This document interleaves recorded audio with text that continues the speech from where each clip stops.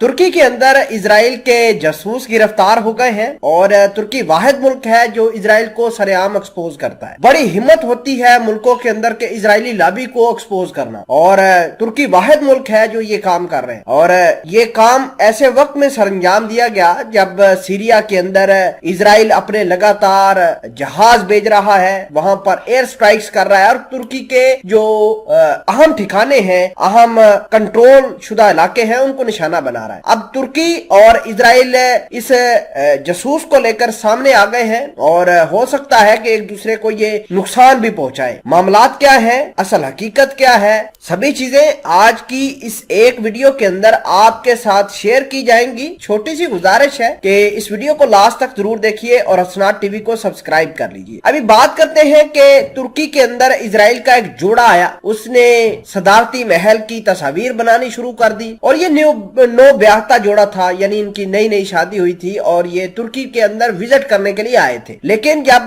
Security agency ने इनको गिरफ्तार किया, इनसे तस्वीर ली, तो तुर्की के कुछ डिफेंस इक्विपमेंट के बारे में तस्वीर निकली थी और कुछ तुर्की के अहम जगहों की तस्वीरें निकली थी और जिसके बाद तुर्की की सिक्योरिटी फोर्सेज ने इनको मुकम्मल इन्वेस्टिगेशन करने के बाद गिरफ्तार किया है। अब ये टूरिस्ट तो है नहीं, यानी ये विजिट करने नहीं आए थे बल्कि किसी और मिशन के ऊपर आए थे। अब जैसे ही ये जोड़ा गिरफ्तार होता है तो इजराइल के अंदर भूचाल मच जाता है कि ये तो आम शहरी है, लिहाजा इनको छोड़ दिया जाए। आप इस खबर को इस एंगल से देखिए कि इस जोड़े की गिरफ्तारी के बाद जब तुर्की ने ऐलान किया कि हमने जासूस पकड़े हैं, तो तुर्की के इस बयान के ऊपर इजराइल के वजीर आजम नफ्ताली बेनेट भी आ गए सामने, इनके फॉरेन मिनिस्टर सामने आ गए और मोसाद के जो चीफ है वो भी सामने आ गए और इनको डिफेंड करने लगे कि ये तो आम लोग हैं, इन्होंने किसी किस्म की जासूसी नहीं की। आपको ये बता दें कि तुर्की के और इजराइल के ताल्लुकात जो हैं वो 2002 से खराब हैं, कोई पहली दफा ऐसा नहीं हुआ। अब आपको ये भी बता दें कि तुर्की की एजेंसीज जो है वो इस हवाले से इजराइल के ऊपर बड़ी कड़ी नजर रखते हैं, क्योंकि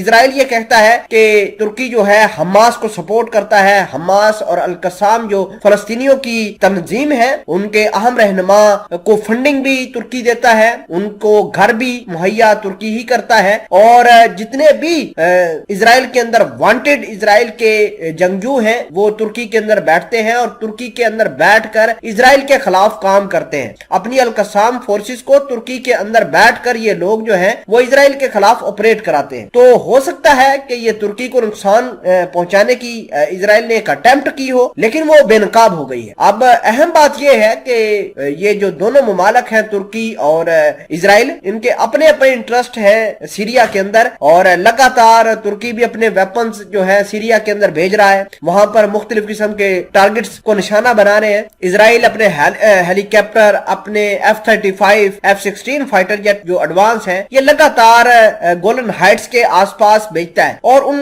इलाकों में भेजता है जहां पर तुर्की ने अपना कंट्रोल हासिल किया है। तो मकसद कहने का ये है कि ये दोनों मुमालक इस जोड़े जो गिरफ्तार हुआ है तुर्की के अंदर, इसके ऊपर किसी बड़ी भयानक लड़ाई का जो रूप अख्तियार कर सकती है। तो इस खबर के बारे में अगर आप कुछ कहना चाहते हैं तो कमेंट सेक्शन में जरूर बताइए।